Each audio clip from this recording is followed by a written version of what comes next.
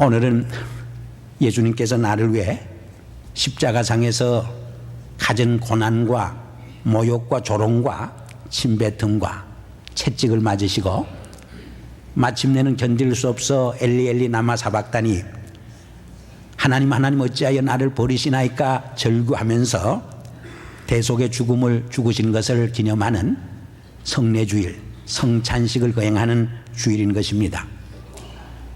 우리는 해마다 성찬식을 몇 차례 참석하게 되고 일생을 통해서 많은 성찬식에 참여하다 보면 자칫하면 형식적으로 의식적으로 이 성찬에 참여하기 쉽습니다.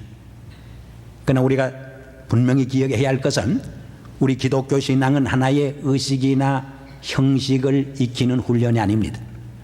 어떤 제도나 규범을 몸에 익히는 것이 아닙니다. 우린 종종 프로그램이나 어떤 과정을 수료했다고 해서 내 신앙이 잘한 줄 착각할 때가 많습니다. 그런 의식과 형식과 제도 속에서 우리를 찾아오시는 주님을 만나고 그의 음성을 들으며 그 말씀 속에서 역사하는 성령의 역사를 통해서 하나님의 임재와 현존을 체험하고 하나님의 영원한 생명에 잇대어지는 체험이 중요한 것입니다. 그 체험을 통해서 내 죄가 용서 안 받고 내 심령이 변화되고 내 인격이 새로워지고 내 피곤해진 심령이 새로운 삶의 용기와 비전을 얻어 독수리처럼 올라가게 되고 새로운 비전과 환상을 체험할 수 있는 것이 더 중요한 것입니다. 우리 성찬에서도 형식이 중요한 것이 아닙니다. 물론 공동체 생활에 있어서 의식이나 형식을 무시해서도 안 됩니다. 질서가 무너집니다. 그러나 우리가 너무 형식과 의식에만 거칠에만 흉내내다 보면 그 알맹인 생명을 잃어버리게 됩니다. 예수님이 가장 질책하고 미워하고 정말 책망했던 바리새적인 잘못된 신앙생활에 빠져들기 쉬운 것입니다.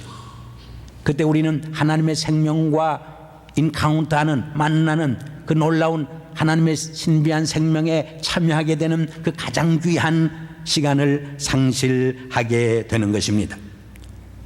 그래서 오늘 본문 53절에도 예수님께서 이렇게 말씀합니다. 한번 같이 읽겠습니다.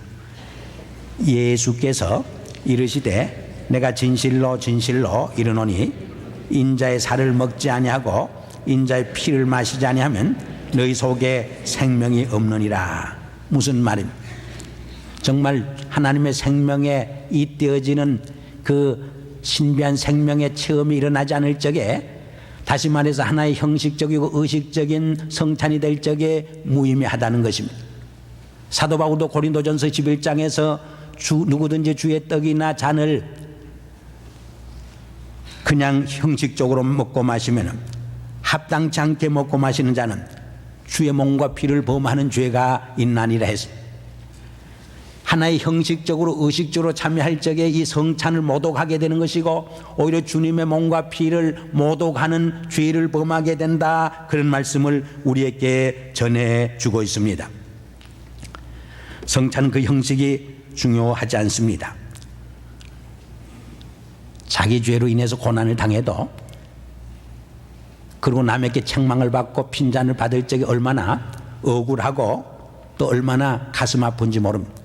때로는 분통을 참지 못해서 이를 뽀독뽀독 갈고 잠을 이루지 못할 때가 있습니다. 그런데 주님은 아무 잘못 없이 죄 없이 고난을 당했습니다. 인간 이하의 대접을 받았습니다. 침뱉음을 받았습니다. 고난을 당했습니다. 모욕을 당했습니다. 채찍을 받았습니다. 그러나 주님은 기꺼이 나를 위해서 내 죄를 용서하기 위해서 그 십자가를 짊어지셨습니다. 이 주님의 사랑을 생각할 적에 어떻게 내 마음이 뜨거워지지 않습니다. 내 가슴이 뭉클해지지 않습니다. 제가 목사이지만은 저도 성례 참여하고 집례하면서도 의식적으로 참여할 때가 있습니다. 그러나 바로 이 십자가에 자기를 던져버린 자기 생명을 주신 주님의 사랑에 정말 접하게 될 적에 그 앞에서 내 가슴이 뜨거워지고 눈물이 흐르고 내 삶이 다시 한번 그리스도의 말씀과 사랑 안에서 녹아지는 체험을 할 때가 없잖아 있는 것입니다. 그럼에도 불구하고 이 십자가의 사랑 밑에서 아직도 내 가슴이 냉랭하다면, 내 가슴이 뭉클해지는 경험이 없다면 내 심령이 깊이 영적으로 잠든 것이 아니겠습니까? 혹 내 심령이 지금 병 들어가고 있는 증거는 아니겠습니까?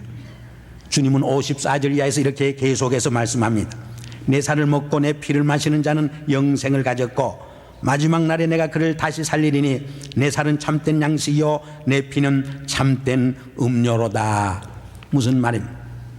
성찬에 참여하는, 정말 성령 안에서 참된 생명의 인카운터, 만남이 있을 적에 내 속에 영생이 있게 되고 마지막 날 나팔 소리와 함께 주님이 다시 재림하실 적에 내가 죽은 몸에서 다시 살아나는 그 부활에 참여하게 되는, 그래서 주님의 영광에 동참하는 기쁨과 놀라운 축복이 함께 한다고 하는 사실인 것입니다. 이 은혜에 감사하는 것이 성찬입니다. 나를 죄에서 해방시켜주고 모든 율법의 억압에서 자유케 하시며 영원한 새 생명 주신 것을 셀레브레이션하는, 축제하는 것이 바로 성찬임을 우리는 명심해야 합니다. 그래서 성찬을 영어로 유카리스트라고 합니다. 이 유카리스트란 말은 Thanksgiving, 감사를 나타내는 말입니다. 내 죄를 용서해 준 주님의 은혜에 감사해서 정말 눈물 없이는 참여할 수 없는 사건이 바로 성찬의 사건이 된다, 그런 뜻입니다. 그러기 위해서는 내가 죄인인 것을 철두철미하게 고백할 수 있어야 합니다. I am a sinner. 내가 죄인이라고 하는 사실을 인정하고 깨닫고 그 죄에서 용서해 준 하나님의 사랑에 감사하고 감격할 적에 이러한 기쁨과 축제 속에서 이 성찬에 참여할 수 있게 되고, 한 여인이 예수님께 나올 적에 자기 옥합을 깨고 향유를 주님께 바치는 이 전인격적인 응답 속에서 참여할 수 있게 되는 것입니다. 다음으로 성찬은 예수 그리스도의 십자가로 말미암아 하나님과 내가 하나 되고 나와 이웃이 하나로 연결되며 연합되며 화해되는 사건을 의미하는 것입니다. 그래서 오늘 56절에 보면 이런 말씀이 기록되어 있습니다. 56절 말씀 같이 한번 읽겠습니다. 먹고 내 피를 마시는 자는 내 안에 거하고 나도 그 안에 거하나니 했습니다. 무슨 뜻입니까? 그리스도로 말미암아 하나님과 내가 이제 하나가 되었다는 것입니다. 한 걸음 더 나가서 주님이 내 안에 계시고 내가 주님 안에 계시는 그 사랑 속에서 이웃과 화해하고 이웃과 한 몸이 되었다는 뜻입니다. 요한복음 15장에 보면 주님이 내 안에 계시고 내가 주님 안에 거하실 적에 많은 열매를 맺게 된다고 그랬습니다. 무엇이든지 구하는 대로 응답을 받게 되리라고 했습니다. 영어로 성찬을 커뮤니언이라는 말을 씁니다. 이것은 코이노니아라는 말에서 왔습니다. 말하자면 교제라고 하는 말에서 왔습니다. 이 성찬에 참여하는 것은 유무상통하는 새로운 공동체를 이루게 되는 것을 말합니다. 그리스도와 하나님의 이름 속에서 모든 사람이 한 형제 자매 되어서 나의 가장 귀한 것을, 값진 것을 함께 나누며 살 수 있는 새로운 교제 속에 들어가는 하나님의 한 가족 공동체 속에서 사랑과 기쁨과 괴로움과 모든 인생의 짐을 함께 나누게 되는 사건을 의미하는 것입니다. 전에는 우리가 하나님을 거역하고 죄의 종으로 살았습니다. 하나님의 가슴을, 마음을 아프게 했습니다. 하나님을 멀리 떠나 살았습니다. 이것이 죽음이요, 이것이 지옥 생활이요, 이것이 형벌의 퍼니시먼트였습니다. 그러나 이제 하나님과 한 몸이 되었습니다. 이것이 영생이요, 이것이 구원의 사건이요, 이것이 천국의 삶이요, 이것이 바로 소망적인 삶인 것을 우리는 기억해야 합니다. 그런데 그리스도인은 그리스도로 말미암아 경험된 이 하나님의 사랑을 반드시 이웃과 함께 나누어야 합니다. 내가 체험한 하나님의 사랑이 이웃과의 삶에서 확인되고 연장될 적에 바로 성찬은 성찬의 의미를 갖게 된다고 하는 사실인 것입니다. 그러므로 성찬에 참여하면서도 옆 사람을 아직도 멸시의 눈으로 바라보거나 무관심의 눈으로 내려다보거나 혹은 예배를 드리고 나가면서 아직도 증오의 눈초리로 째려본다든가, 우리가 회의를 할 때나 파킹장에서 서로 다투고 욕하고 비난한다면 아직도 성찬의 의미를 제대로 깨닫지 못한 일입니다. 오히려 주님의 몸과 피를 모독하는 과오를 범하고 있다고 하는 것을 우리는 기억을 해야 하는 것입니다. 예수님은 성찬식을 거행하면서 제자들 위해서 기도했습니다. 다락방 기도를 했습니다. 그 기도의 내용은 제자들이 하나 되기를 위해서 기도했던 것입니다. 그것은 무엇을 말하느냐? 성찬에 참여하는 예수님의 제자의 모습은 그리스도의 사랑 안에서 하나로 녹아지고 묶어지고 화해된 모습이라는 것입니다. 이것이 예수 그리스도 안에서 변화된 새 사람 된 성도의 모습이라는 것입니다. 이렇게 하나 될 적에 하나님의 뜻이 실현될 수 있습니다. 이렇게 하나 될 적에 천국을 건설해 갈 수 있습니다. 이렇게 하나 될 적에 위대한 하나님의 새 일을 우리가 감당할 수 있습니다. 전도하고 선교의 사명을 힘있게 우리는 한 몸으로 증거할 수 있게 되는 것입니다. 그러나 이 하나 된다는 것이 얼마나 어렵습니까? 내 힘으로 안 됩니다. 어떤 의미에서 죽었던 사람이 살아나는 것보다 더 힘든 기적이 자아가 강하고 이기심이 많고 자기중심적이고 교만한, 다른 사람을 나보다 늘 못하게 생각하려고 하는 죄성이 있는 인간들이 정말 하나 되기가 그렇게 어려운 것입니다. 그러므로 십자가의 보혈로만 가능한 거예요. 예수님의 사랑으로만 가능한 거예요. 예수님이 십자가상에서 보여준 그 십자가의 능력과 지혜 속에서만 가능한 것입니다. 그래서 이 협력이라고 하는 한문자를 보면은 십자가 옆에 협력자 세를 썼습니다. 우리 인간이 하나로 뭉치고 협력될 수 있는 비결은 십자가를 통해서만 가능하다는 뜻입니다. 십자가의 보혈 밑에 올 적에 내 죄가 용서함 받습니다. 내 상처 입은 심령이 치유함을 받습니다. 피곤해진 심령이 새로워집니다. 독수리처럼 올라가는 새로운 힘을 얻게 됩니다. 그리고 너와 나 사이에 금이 간 모든 관계가 치유되고 새로워지고 달라지기 시작합니다. 그러므로 우리의 성도들은 성찬에 참여하면서 너와 나 사이의 벽을 무너뜨려야 합니다. 담을 무너뜨려야 합니다. 이 성찬에 참여하면서 우리는 그동안 가족 안에서 혹은 성도 안에서 뭉클어졌던 금이 갔던 그 관계를 치유해야 할 것입니다. 새롭게 해야 할 것입니다. 하나님의 그 보혈로, 주님의 보혈로 다시 한번 리빌딩을 해야 할 것입니다. 새로운 관계를 형성해야, 새로운 관계를 회복해야 할 것입니다. 이 새로운 관계 속에서 새로운 삶이 시작될 수 있기 때문에, 새로운 사회와 새로운 공동체가 이룩될 수 있기 때문입니다. 마지막으로 성찬은 그리스도로 말미암아 성찬에 참여하는 성도들에게 새로운 삶의 비전과 환상을 보여준 사건입니다. 새로운 사명을 그리스도로부터 부여받게 된 사건을 말합니다. 57절 말씀 같이 한번 읽겠습니다. 살아계신 아버지께서 나를 보내심에 내가 아버지로 인하여 사는 것 같이 나를 먹는 그 사람도 나를 인하여 살리라. 무슨 말입니까? 예수님이 세상에 오셔서 어떤 삶을 살았느냐? 하나님이 자기를 보내준 그 하나님의 뜻을 쫓아 살았습니다. 하나님이 자기에게 부여해 준 사명을 위해서 살았습니다.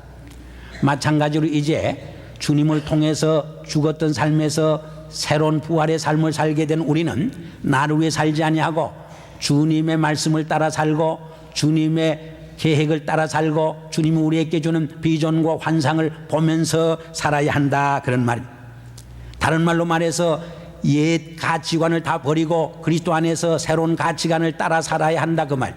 예수 그리스도의 인격과 삶과 그의 사명을 본받으면서 닮아가면서 살 수 있는 삶이 바로 성찬에 동참하는 모든 성도들의 새로운 삶의 모습이요 소명이요 사명이라, 그런 뜻입니다. 그래서 성찬을 표현하는 말 중에 영어로 세크라먼트란 말이 있는데, 이 세크라먼트란 말은 사실은 충성이란 뜻입니다. 군인들이 입대하면서 나라를 위해서, 민족을 위해서 자기 목숨까지 바치겠다고 하는 그 충성의 서약을 나타내는 말인 것입니다. 말하자면 그리스도의 고난에 동참함으로 영광에도 동참하겠다고 하는, 나도 십자가를 지고 주님을 따름으로 부활의 승리의 삶을 살겠다고 하는 그 서약의 다짐인 것입니다. 이번에 북한의 무장 간첩들이 남한에 침입을 해서 한국 사회가 많이 불안해졌습니다. 근데 그들 보니까요, 그렇게 허무맹랑하고 백성을 비참하게 만드는 공산주의를 위해서도, 김정일을 위해서도 충성을 다짐하더라고요. 자기 목숨까지 끊으면서 충성을 합니다.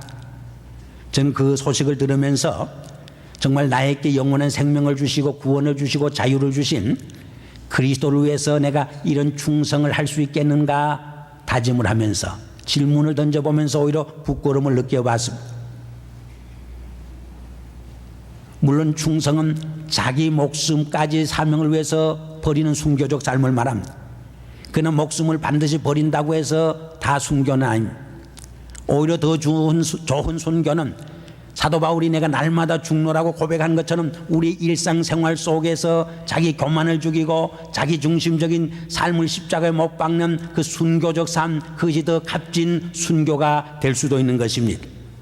어떤 의미에서 더 어려운 순교도 됩니다.